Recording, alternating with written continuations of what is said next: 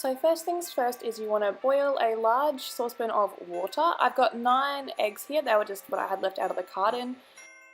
So once the water is boiling, I like to use a large spoon or kitchen utensil to lower the eggs into the water to stop yourself from being splashed.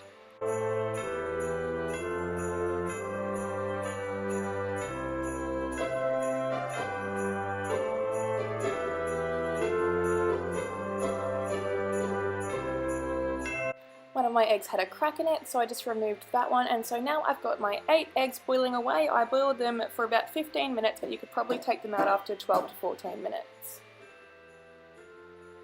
And once they're all boiled, I like to just drain the water into the sink and then run the cold water on them for a while until the shells are cool to touch. And then to peel them, I just tap the shell all over until it's like a mosaic all over the shell, and the shell just peels off really easy. So there we have our first peeled egg. So you just want to repeat the process until all of the eggs are peeled. The next step is to take a sharp knife that isn't serrated and just cut it straight down the middle. And that gives us our 2 even halves of our egg.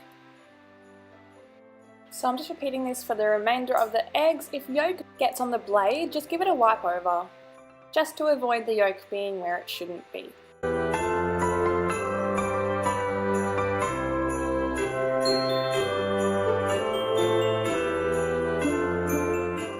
So now we have all of our eggs cut in half, which is great. So now I need you to grab a teaspoon and a container, and we're just going to carefully scoop the yolks out of the egg. You don't want the eggs to be too warm for this.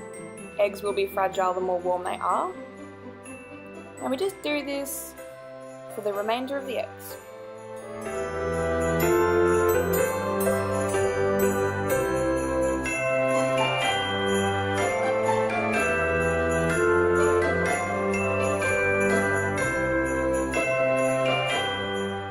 Once we have all of our egg yolks in a container, it's time to grab our curry powder and our mayonnaise. And I don't usually measure it, but this is about a teaspoon of curry powder I've used for 8 eggs, and I thought that tasted just right for me, but everyone's taste are different, so just add it until you get the desired taste. I also used about 2 tablespoons of mayonnaise, and I think I added a little bit of milk as well, just to get the right consistency. So once you've added all of that, I like to add a little bit of salt and pepper as well, and then we get our fork and we mash it up. It needs to be the right consistency for a piping bag, so it's not, just add a little bit more milk. And I'm using the 1M Wilton tip, which just is a big star tip. So I'm just using my piping bag, I'm pulling down the sides first to eliminate mess, and just spooning in the egg yolk mixture.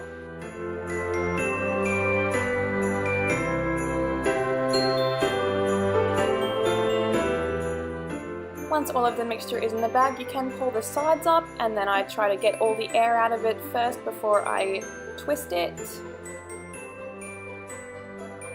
And there you have a piping bag all ready to go. So I like to start with an egg that I think looks the worst first, in case the first one doesn't work out, because it can be a little bit tricky if you've never done this before. But you just want to swirl all around the edges, come into the middle and pull up. So you don't want to keep putting pressure on the piping bag as you're pulling up. If yours don't come out looking like this, that's okay. It just means your egg yolk mixture was a little bit different in consistency, but you want it to be so that it can hold the little peaks that the star tip forms. Mine look all a little bit different because I was just having a bit of an experiment, but I think they look pretty good.